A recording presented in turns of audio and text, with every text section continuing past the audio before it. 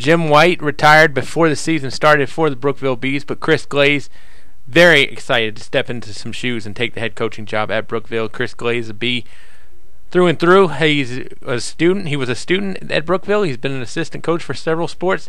Now the head man in baseball. He joined me on the Sports Buffet podcast. On Tuesday, we talked about the Seminole District, the new identity of the Bees, and much more. It's Chris Glaize on the Sports Buffet podcast. Always fun to catch up with Chris Glaize. He's the head coach of the Brookville Bees baseball team. Coach Glaize in his first year. And, Coach, let's kind of review. First year as a head coach, I should say, succeeding Jim White, who had been at the school for quite a few years. Talk about, did you feel any pressure succeeding somebody who, had been very synonymous with Brookville baseball for a long time?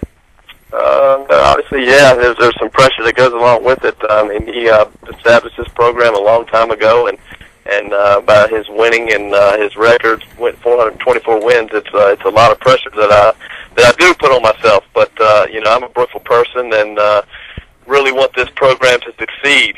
So it is a little bit of pressure with him, but I put most of the pressure on myself. Have there been any major changes in what you guys did when you were with Coach White as opposed to what you do now?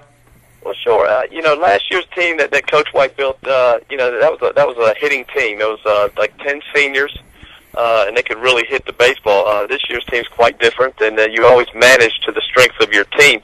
All teams are not different, so obviously we're not swinging the bats as well as that team did last year. So we have to play on our strengths, and our strengths are our defense, pitching, and scratching runs across.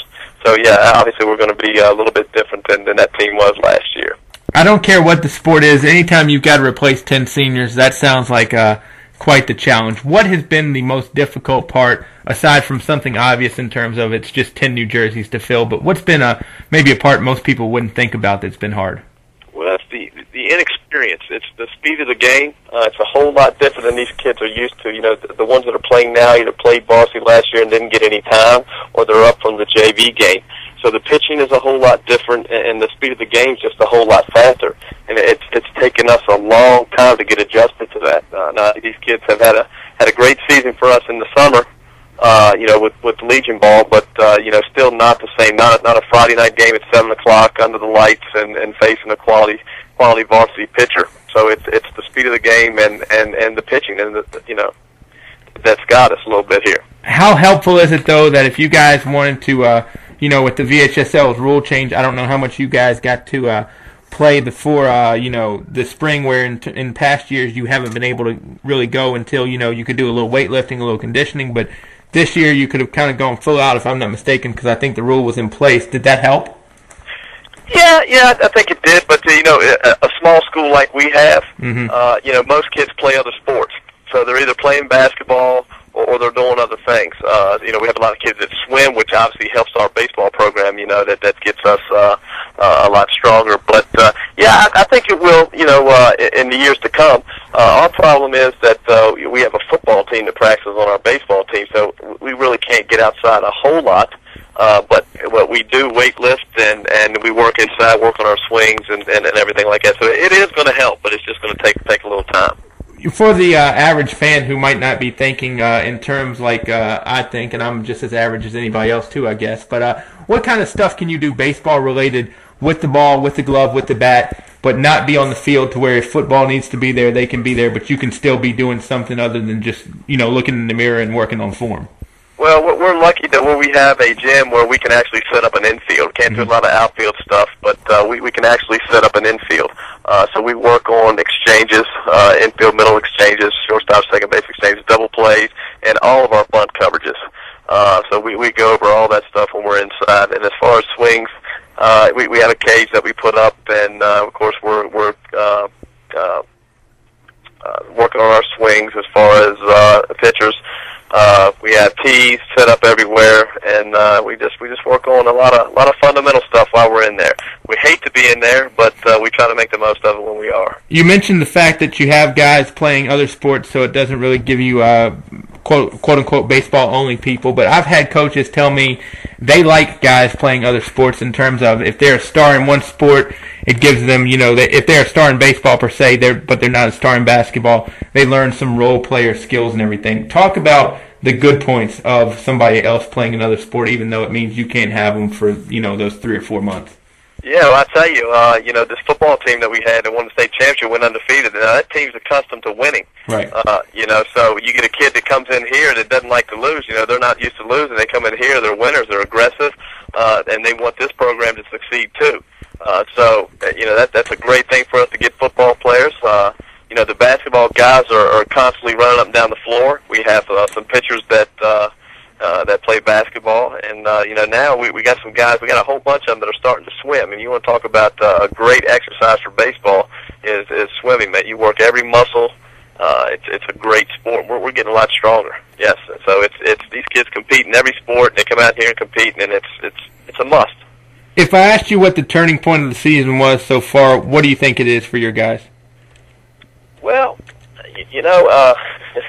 the turning point of our season, that's a good one. We've kind of been midstream here the whole way.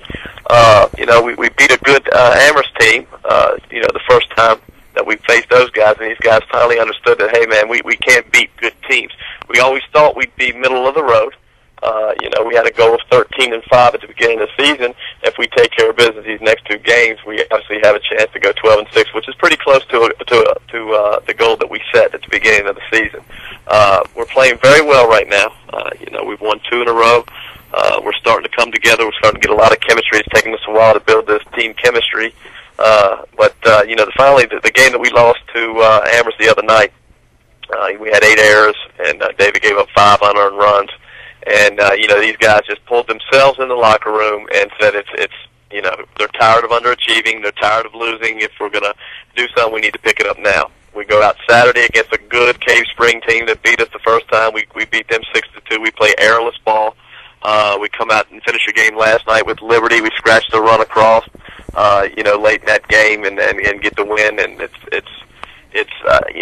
I think these kids are coming together. They really are coming together. It's going to be fun to watch them in the tournament, and I just feel it will be a tough out for anybody. I want to talk about some individuals on your team in a moment, have you mention some names, but real quick, how important is it that baseball players not be perfectionists? Because, Ted Williams, who was one of the greatest players of all time, hit 400, but that means he failed 6 times out of 10.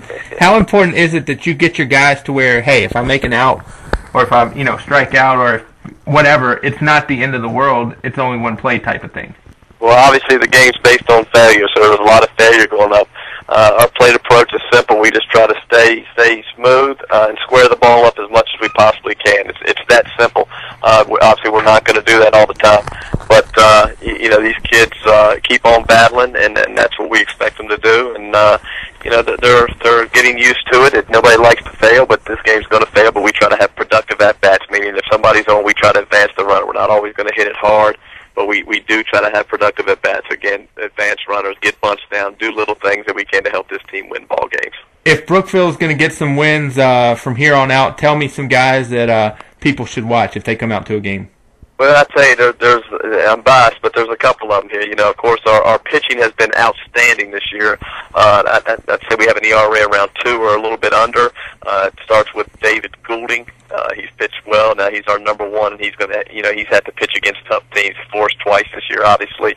He struck out 15 the first time he faced him. Didn't have the same outing. They hit him a little bit the second outing, and then he beat Amherst up at Amherst. So, and he took the loss this last game, giving up no earned runs.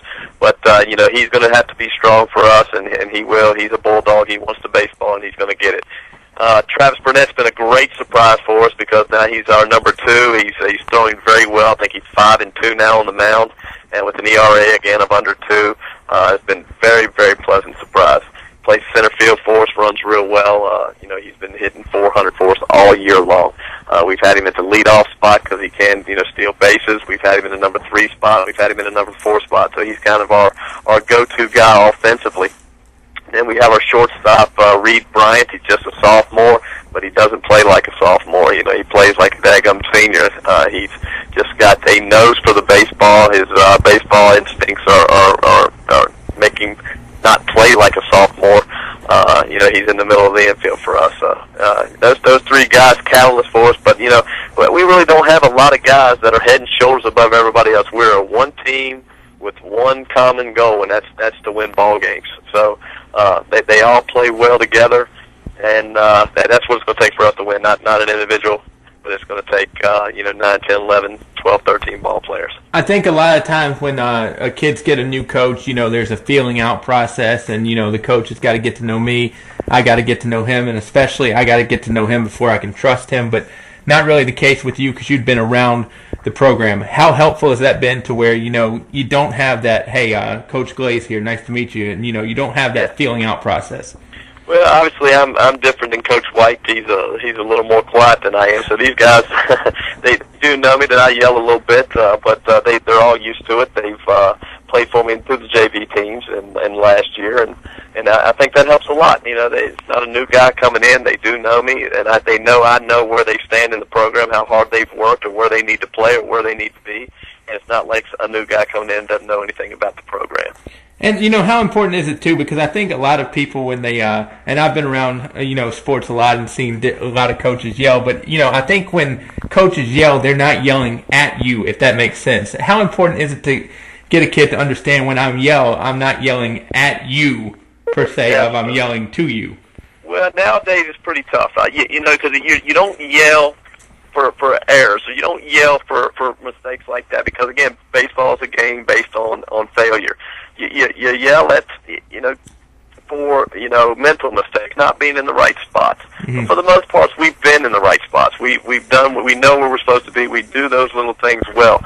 But sometimes they need motivated. They need them motivated, and they just keep going through the motions, and they need a little pick me up. And sometimes you got to yell at them. You can't yell at all of them because all of them don't respond the same way. But you get on them a little bit, and they respond. How well do you think the Seminole District prepares teams for the region play? Because you look at Amherst, JF, even EC Glass. You guys, there's no easy win in the Seminole. Man.